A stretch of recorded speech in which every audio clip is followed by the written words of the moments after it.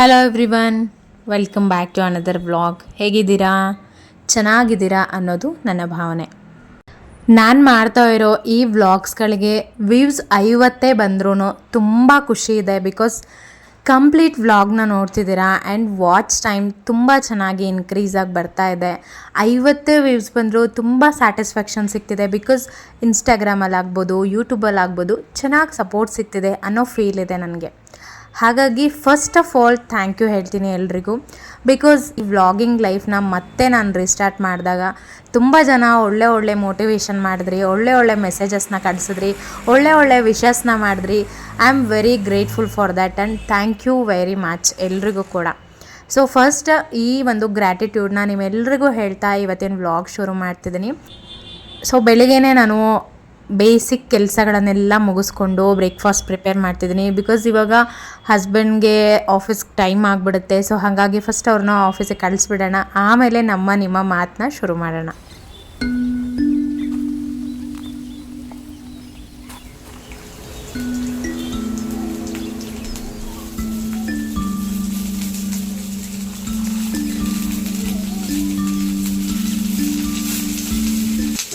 ಇವತ್ತು ಬ್ರೇಕ್ಫಾಸ್ಟ್ಗೆ ಚಪಾತಿ ಜೊತೆಗೆ ಮೂಲಂಗಿ ಪಚಡಿ ಮಾಡ್ತಾಯಿದ್ದೆ.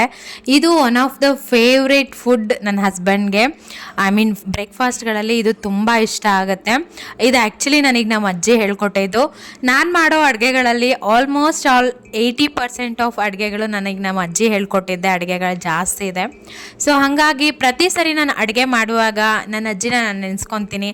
ಪ್ರತಿ ಸರಿ ಯಾವುದೇ ಒಂದು ಒಳ್ಳೆ ಕೆಲಸಗಳು, ಒಳ್ಳೆ ಥಾಟ್ಸ್ ನನ್ನ ತಲೆಯಲ್ಲಿ ಬಂದಾಗ, ಒಂದು ಹೊಸದೇನೋ ಕಲಿತಾಗ ಅವ್ರು ತುಂಬ ನೆನಪಾಗ್ತಾರೆ.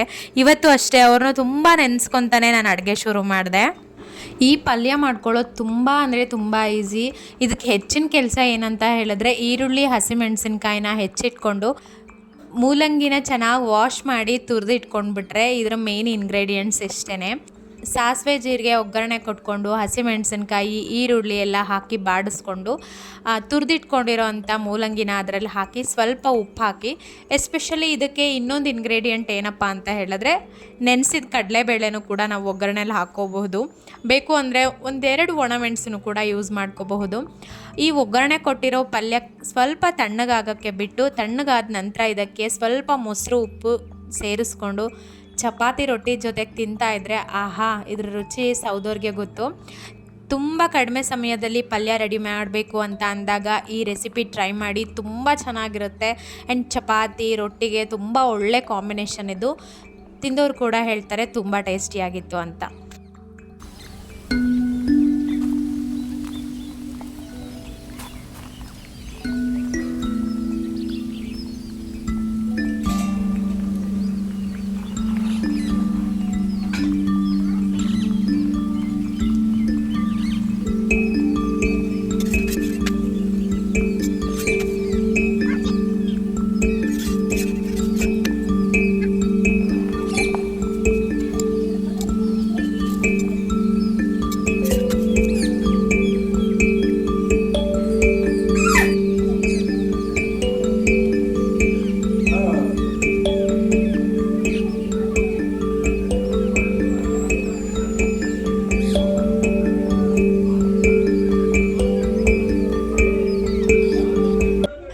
ನಾನು ಅಧಿಕ ಮಾಸ ಪೂಜೆ ಶುರು ಮಾಡಿರೋದು ನಿಮ್ಮೆಲ್ಲರಿಗೂ ಗೊತ್ತಿದೆ.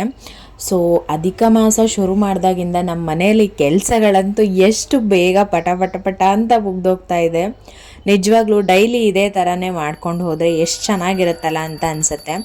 ಅಫ್ಕೋರ್ಸ್ ಈಗ ನೆಕ್ಸ್ಟ್ ವೀಕಿಂದ ನನ್ನ ಮಗಳು ಇಷ್ಟನಿಗೂ ಕೂಡ ಸ್ಕೂಲ್ ಸ್ಟಾರ್ಟ್ ಆಗುತ್ತಲ್ವ. ಸೊ ನನಗೆ ಇವಾಗಿಂದ ಸ್ವಲ್ಪ ಇದು ಬೇಗ ಕೆಲಸಗಳೆಲ್ಲ ಮುಗಿಸ್ಕೊಳ್ಳೋದು ಅಭ್ಯಾಸ ಆಗ್ತಿದೆ ಅಂತ ಅಂದ್ಕೊತೀನಿ. ಸೊ ಅಧಿಕ ಮಾಸದ ಪೂಜೆ ಎಲ್ಲ ಮಾಡ್ತಾಯಿದ್ದೀನಿ. ತುಂಬ ಮನಸ್ಸಿಗೆ ಶಾಂತಿ ಇದೆ, ನೆಮ್ಮದಿ ಇದೆ. ನಿಜವಾಗೂ ಹೇಳಬೇಕಂದ್ರೆ ಎಷ್ಟೊಂದು ಸ್ಟ್ರೆಂತ್ ನನ್ನಲ್ಲಿ ಇದೆಯಾ ಅಂತ ನನಗೆ ಗೊತ್ತಿರಲಿಲ್ಲ. ದೇವರು ಅದನ್ನು ತೋರಿಸ್ಕೊಡ್ತಿದ್ದಾನೆ ಅಂತ ಭಾವಿಸ್ತಾ ಪೂಜೆ ಎಲ್ಲ ಮಾಡ್ತಾಯಿದ್ದೀನಿ.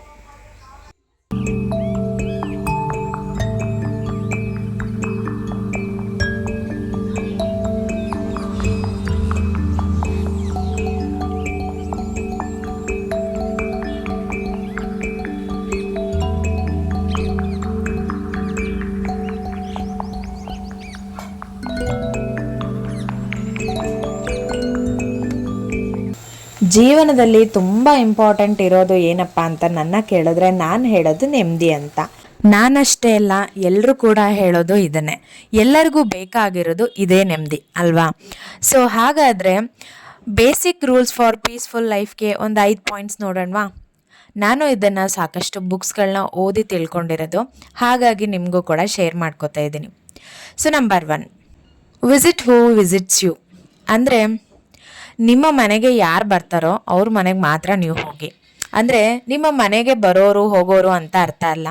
ನಿಮ್ಮ ಮನೆಗೆ ಬಂದಾಗ ನಿಮ್ಮ ಕಷ್ಟಗಳೇನು, ನಿಮ್ಮ ಸುಖಗಳೇನು, ನಿಮ್ಮ ಜೀವನ ಹೇಗೆ ನಡೀತಿದೆ, ನೀವು ಎಷ್ಟು ಸ್ಟ್ರಗಲ್ಸ್ ಪಡ್ತಿದ್ದೀರಾ, ನಿಮ್ಮ ಮನೇಲಿ ಏನೆಲ್ಲ ಸಮಸ್ಯೆಗಳಿದೆ, ಏನೆಲ್ಲ ಪರಿಹಾರಗಳನ್ನು ಮಾಡ್ಕೋಬಹುದು ಅನ್ನೋ ಸಜೆಷನ್ನಿಂದ ಹಿಡಿದು ನಿಮ್ಮನ್ನು ಚೆನ್ನಾಗಿ ಅರ್ಥ ಮಾಡ್ಕೊಳ್ಳೋಕ್ಕೂ ಕೂಡ ಇದು ಹೆಲ್ಪ್ ಆಗುತ್ತೆ.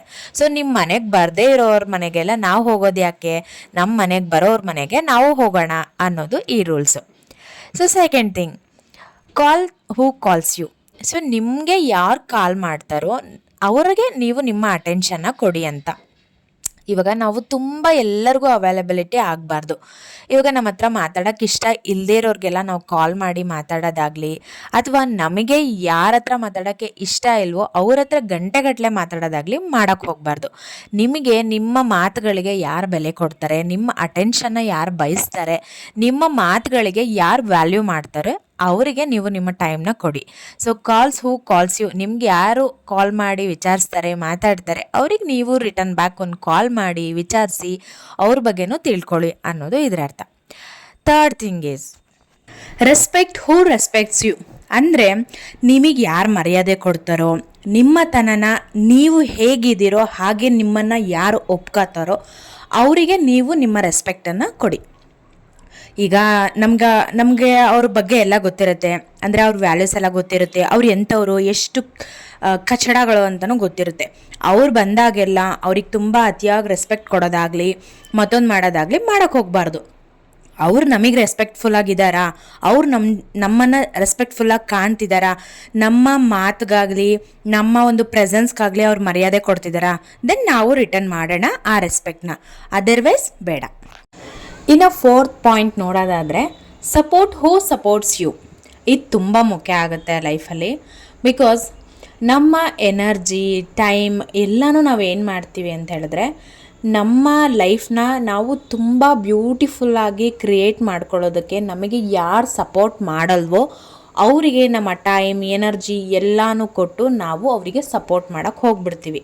ಸೊ ಈ ಮಿಸ್ಟೇಕ್ನ ನೀವು ಮಾಡಬೇಡಿ. ನಿಮ್ಮ ಗ್ರೋತ್ಗೆ, ನಿಮ್ಮ ಲೈಫ್ ಸಕ್ಸಸ್ಗೆ, ನಿಮ್ಮ ಅಚೀವ್ಮೆಂಟ್ಸ್ನ ರೀಚ್ ಮಾಡೋಕ್ಕಾಗಲಿ, ನಿಮ್ಮ ಒಂದು ಲೈಫ್ನ ಫುಲ್ಫಿಲ್ ಮಾಡ್ಕೊಳ್ಳೋಕ್ಕಾಗಲಿ ಯಾರು ನಿಮಗೆ ಹೆಚ್ಚಿನದಾಗಿ ಸಪೋರ್ಟ್ ಮಾಡ್ತಾರೋ ಅವರಿಗೆ ನೀವು ಸಪೋರ್ಟ್ ಮಾಡಿ. ಇನ್ನು last thing is ignore who ignores you. ಇದಂತೂ ಮಸ್ಟ್ ಆ್ಯಂಡ್ ಶುಡ್ ಎಲ್ಲರೂ ತಮ್ಮ ಲೈಫಲ್ಲಿ ಇದನ್ನು ಅಳವಡಿಸ್ಕೊಳ್ಳೇಬೇಕು. ನಮಗೆ ಈ 4 ಅಟೆನ್ಷನ್ನ ಯಾರು ಕೊಡಲ್ವೋ, ಯಾರು ನಮ್ಮನ್ನು ಇಗ್ನೋರ್ ಮಾಡ್ತಾರೋ ಅವ್ರನ್ನ ಕಂಪ್ಲೀಟಾಗಿ ಇಗ್ನೋರ್ ಮಾಡಿ ಅಂತ ಹೇಳೋದಕ್ಕಿಂತನೂ ಕಂಪ್ಲೀಟ್ ನಿಮ್ಮ ಲೈಫಿಂದ ಅವ್ರನ್ನ ಡೆಸ್ಟ್ರಾಯ್ ಮಾಡಿ ಅಂತಲೇ ಹೇಳ್ತೀನಿ. ಬಿಕಾಸ್ ನಮ್ಮನ್ನು ಅವ್ರು ಇಗ್ನೋರ್ ಮಾಡ್ತಿದ್ದಾರೆ. ನಮ್ಮ ಮಾತಿಗಾಗಲಿ, ನಮ್ಮ ಪ್ರೆಸೆನ್ಸ್ಗಾಗಲಿ, ನಮ್ಮ ಟೈಮ್ಗಾಗಲಿ, ನಮ್ಮ ಎನರ್ಜಿಗಾಗಲಿ ಅವ್ರು ಯಾವುದೂ ವ್ಯಾಲ್ಯೂ ಮಾಡ್ತಿಲ್ಲ. ನಮ್ಮ ಯಾವುದೇ ಒಂದು ಕೆಲಸಗಳಿಗೂ ಅವ್ರು ಸಪೋರ್ಟ್ ಮಾಡ್ತಿಲ್ಲ. ಎಲ್ಲದರಲ್ಲೂ ಒಂದೇನೋ ಕೊಂಕು ಹೇಳ್ತಾರೆ, ಒಂದೇನೋ ನೆಗೆಟಿವ್ನ ಕಾಣ್ತಾರೆ ಅಂತ ಹೇಳಿದ್ರೆ ಅಂಥ ಅಂಥ ಟಾಕ್ಸಿಕ್ ಪೀಪಲ್ನ ನಮ್ಮ ಲೈಫಲ್ಲಿ ನಾವು ಇಟ್ಕೊಳ್ಳೋದೇ ಬೇಡ. ಅವ್ರನ್ನ ಡಿಲೀಟ್ ಮಾಡಿ, ಡೆಸ್ಟ್ರಾಯ್ ಮಾಡಿ ಏನಾದರೂ ಹೇಳ್ಕೋಬಹುದು. ಕಂಪ್ಲೀಟ್ ಅವ್ರನ್ನ ಇಗ್ನೋರ್ ಮಾಡಿ, ಅವ್ರನ್ನ ಮರ್ತುಬಿಡಿ ಅಂತ ಹೇಳ್ತೀನಿ. ಅದ್ರ ಜೊತೆಗೆ ಒಂದು ಥಿಂಗ್ನ ಹೇಳ್ತೀನಿ, ನಾವು ಅವ್ರನ್ನ ಮರೆಯೋದಕ್ಕಿಂತ ಮುಂಚೆ ಅವ್ರನ್ನ ಕ್ಷಮಿಸಿ ಮರ್ತು ಬಿಡೋದು ಇನ್ನೂ ಒಳ್ಳೆಯದು. ಯಾಕಂದರೆ ಅವ್ರು ಮಾಡೋವಂಥ ಕೆಟ್ಟ ಕರ್ಮ ಫಲಗಳನ್ನು ನಾವು ಯಾವತ್ತೂ ರಿಸೀವ್ ಮಾಡ್ಕೊಳಕ್ಕಾಗಲ್ಲ. ನಾವು ಕ್ಷಮಿಸಿ ಬಿಟ್ಟಾಕಿದ್ದೀವಿ, ಕ್ಷಮಿಸಿ ಮರ್ತೋಗಿದ್ದೀವಿ ಅಂತ ಹೇಳಿದ್ರೆ ಅವ್ರು ಏನೇ ನೆಗೆಟಿವ್ ಥಿಂಕ್ ಮಾಡಲಿ, ಏನೇ ನೆಗೆಟಿವ್ ಆ್ಯಕ್ಟಿವಿಟೀಸ್ ಮಾಡಲಿ, ಏನೇ ನೆಗೆಟಿವ್ ಎನರ್ಜಿಗಳನ್ನ ನಮಗೆ ಕಳಿಸಿದ್ರು ಕೂಡ ಅದು ನಮಗೆ ಟಚ್ ಮಾಡೋಕ್ಕಾಗಲ್ಲ. ಬಿಕಾಸ್ ನಾವು ಅವ್ರನ್ನ ಆಲ್ರೆಡಿ ಕ್ಷಮಿಸ್ಬಿಟ್ಟಿದ್ದೀವಿ, ಜೊತೆಗೆ ಮರ್ತುಬಿಟ್ಟಿದ್ದೀವಿ. ಸೊ ನಮ್ಮ ಲೈಫಿಂದ ಅವ್ರು ಕಂಪ್ಲೀಟ್ ಡಿಲೀಟ್ ಆಗೋಗಿದ್ದಾರೆ ಅಂತ ಹೇಳಿ ಭಾವಿಸ್ಬಿಡ್ಬೇಕು. ಸೊ ಈ 5 ಪಾಯಿಂಟ್ಸ್ಗಳನ್ನ ನಮ್ಮ ಲೈಫಲ್ಲಿ ನಾವು ಅಳವಡಿಸ್ಕೊಂಡಿದ್ದಿದೆ ಆದರೆ ನಿಜವಾಗ್ಲೂ ಲೈಫ್ ತುಂಬ ಈಸಿ ಆ್ಯಂಡ್ ಸಿಂಪಲ್ ಆಗಿರುತ್ತೆ. ಸೊ ಈ ಈಸಿ ಸಿಂಪಲ್ ಮೆಥಡ್ಸ್ಗಳು ನಮ್ಮ ಲೈಫಲ್ಲಿದ್ದರೆ ಅಫ್ಕೋರ್ಸ್ ನಮ್ಮ ಲೈಫ್ ನೆಮ್ಮದಿಯಿಂದ ಇದ್ದೇ ಇರುತ್ತೆ. ಇದನ್ನು ನಾನಂತೂ ತುಂಬ ಪಾಲಿಸ್ತೀನಿ, ನೀವು ಕೂಡ ಪಾಲಿಸಿ. ಆ್ಯಂಡ್ ನನ್ನ ಮಾತುಗಳು ಎಷ್ಟರ ಮಟ್ಟಿಗೆ ನಿಜ ಅನಿಸ್ತು, ನಿಮಗೆ ಈ ಮಾತುಗಳು ಕನೆಕ್ಟ್ ಆಯಿತಾ ಕಮೆಂಟ್ ಮಾಡಿ.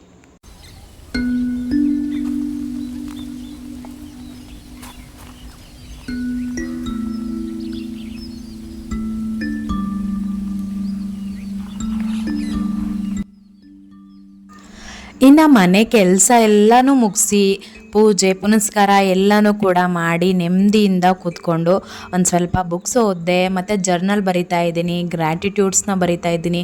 ನಂಗೆ ಟೈಮ್ ಯಾವಾಗ ಸಿಗುತ್ತೋ ಅವಾಗೆಲ್ಲ ಏನು ಮಾಡ್ತೀನಿ ಅಂದರೆ, ನನ್ನ ಲೈಫಲ್ಲಿ ಒಳ್ಳೆ ಥಿಂಗ್ಸ್ಗಳು ಏನು ನಡೀತಾ ಇದೆ, ಏನು ನಡೆದಿದೆ, ಆ್ಯಂಡ್ ನಾನು ಅಂದ್ಕೊಂಡಿದ್ದೆಲ್ಲ ಯಾವುದೆಲ್ಲ ಆಯಿತು ಅದಕ್ಕೆ ಗ್ರ್ಯಾಟಿಟ್ಯೂಡ್ ಹೇಳಿಬಿಟ್ಟು ನೋಟ್ಗಳನ್ನ ಬರಿತಾ ಇರ್ತೀನಿ.